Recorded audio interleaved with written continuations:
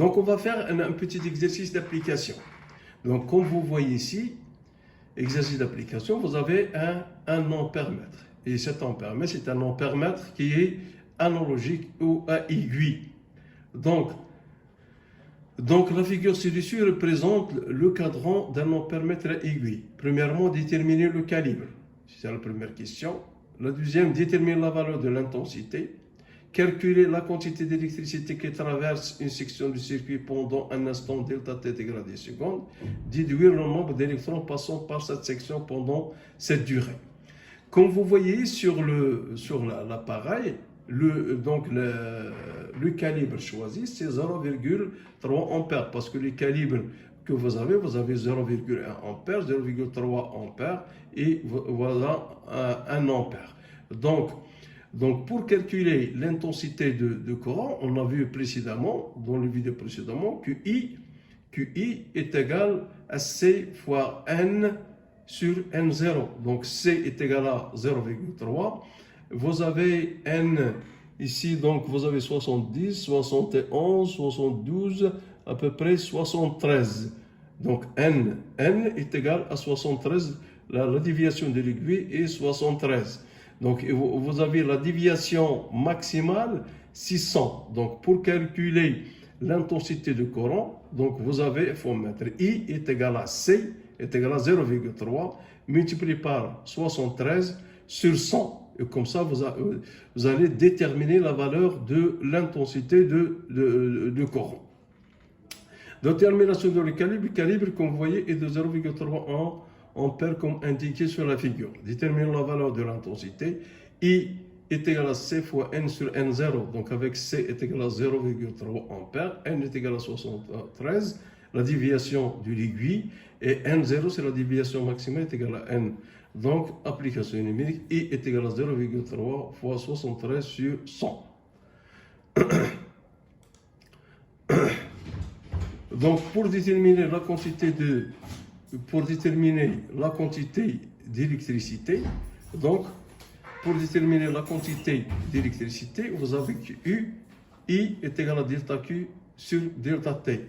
Donc, vous avez I et vous avez delta T. Donc, on peut déterminer KT. Donc, on peut déterminer KT puisque I est égal à delta Q sur delta T. Ça veut dire que delta Q est égal à I fois delta T. I est déjà calculé. Donc, il faut multiplier par delta T et delta T est égal à 10 secondes. Comme ça, on a calculé la quantité d'électricité. Pour déduire, une fois calculé la quantité d'électricité, déduire le nombre d'électrons passant par cette section. Donc, on a vu que Q est égal à NE. Donc, le nombre d'électrons. Donc, N est égal à Q sur E. Q sur E est égal à Q sur E. Donc, comme ça, vous allez trouver le nombre d'électrons qui a traversé cette section pendant cette durée. Maintenant, on passe à l'incertitude. L'incertitude, ou bien ce qu'on appelle, c'est-à-dire la précision. La précision, ou bien ce sont les erreurs. Pour l'incertitude, on a deux types. Soit vous avez une incertitude absolue, ou bien une incertitude relative. C'est quoi l'incertitude absolue et à quoi est due cette incertitude absolue? Donc, la mesure de l'intensité d'un courant électrique s'accompagne d'une incertitude delta E due soit à l'appareil, c'est-à-dire à l'erreur, c'est-à-dire à la fabrication, à l'appareil, à la fabrication, soit à l'utilisateur, c'est-à-dire la lecture, soit à la lecture, c'est-à-dire la précision de la lecture de l'opérateur. Donc, soit à l'utilisation, la lecture, le constructeur indique sur l'appareil un chiffre nommé classe de l'appareil. Ce chiffre permet de calculer l'incertitude absolue due à l'appareil. De fait que delta I, c'est-à-dire l'incertitude absolue, qui est due soit à l'opérateur, c'est-à-dire à l'observateur, ou bien l'utilisateur, ou bien à la fabrication de l'appareil, précision de l'appareil. Donc delta E, et vous avez delta I, l'incertitude absolue, delta E est égal à la classe, et la classe, il est donné nommé dans l'appareil, multiplié par le calibre, un calibre choisi, sur 100. Parce que vous avez déjà calculé l'intensité du courant. Et si l'intensité du courant, ça veut dire que vous avez le calibre, il est bien choisi. Donc, je peux calculer l'incertitude absolue. L'appareil étant plus petit que la classe est petite. Donc, si vous avez une classe, donc la classe, elle permet de donner une précision sur le résultat. Tant que la classe elle est petite, tant que l'appareil est de temps plus précis, c'est-à-dire on a une mesure plus précise. Mais si la classe elle est grande, ça veut dire que l'appareil n'est pas précis. Donc il donne des erreurs, un écart, ou bien un écart de la lecture du résultat. De ce fait, donc, l'appareil étant plus précis que sa classe, elle est petite. Ça, c'est l'incertitude absolue. Donc, je résume. L'incertitude absolue est due soit à l'appareil elle-même, c'est-à-dire à la fabrication d'origine, soit à l'utilisateur, c'est-à-dire au moment de la lecture du résultat.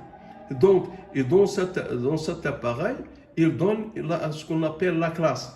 Et la classe, elle permet de donner une idée sur la précision des résultats. Tant que la classe il est petite, tant que l'appareil il est précis. Et à ce moment, je peux calculer l'incertitude absolue delta E est égal à la classe multiplié par les calibres sur 100. Donc une fois calculé l'incertitude absolue, je passe à l'incertitude relative. Et c'est quoi l'incertitude relative? C'est la précision des mesures. Et cette précision des mesures, elle est donnée par delta I sur I. Il représente la précision de la mesure.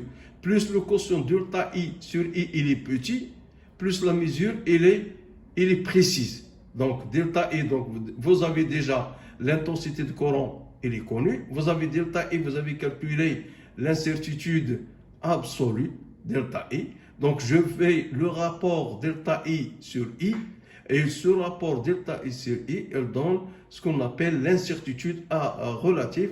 Et tant que cette valeur, ce rapport delta I sur I, il est petit, plus que la mesure, elle est plus précise. C'est-à-dire le résultat est plus fiable et plus correct.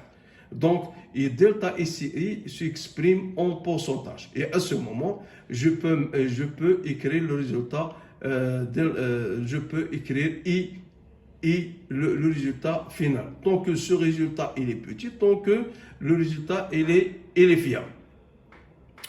Donc pour un ampèremètre digital, on a vu que la mesure de l'intensité du courant se fait par deux appareils, soit avec un appareil digital ou à aiguille, soit avec un ampèremètre numérique.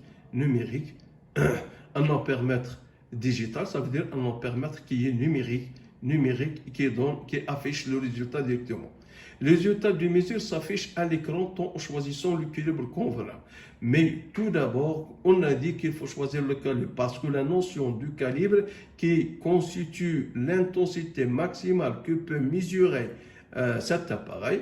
Donc une fois le calibre il est bien choisi, donc je peux faire brancher la borne positive et la borne comme dans la borne négative comme vous voyez ici dans ce circuit. Et on voit bien que cet ampèremètre il est branché en série. Comme vous voyez, vous avez une seule boucle, vous avez un interrupteur, vous avez une ampoule et vous avez une pile, c'est-à-dire un générateur qui délivre. Et donc, il va mesurer l'intensité du courant délivré par ce générateur, la pile. Donc, la pile, donc, une fois le calibre est choisi, donc je peux mesurer. Donc, il va vous donner le résultat exact. Il va vous donner le résultat. Il va afficher le résultat exact sur son écran.